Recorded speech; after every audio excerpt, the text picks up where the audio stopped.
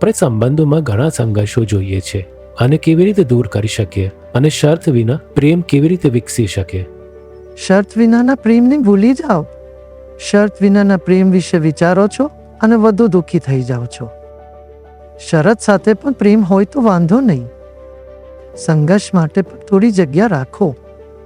તમે નથી ઈચ્છતા કે બધા તમારા જેવા જ હોય.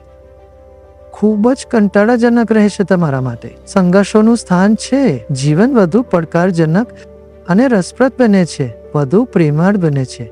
જીવનમાં રમૂજ ખૂબ જ જરૂરી છે, ખાસ કરીને સંબંધોમાં. એ ગુસ્સાને ઓછો કરે છે. પછી તે ગંભીર વાતચીત દ્વારા તમારા પર થતી ઉગ્રતાને ઘટાડે છે. જુઓ, મતભેદો રહી શકે છે, પરંતુ જ્યારે રમૂજ હોય ત્યારે તે નુકસાનકારક નથી. રમૂજ વિના મતભેદો તમને વિભાજિત કરશે અને છૂટા પાડી દેશે. રમૂજ એક બંધનકર્તા શક્તિ છે.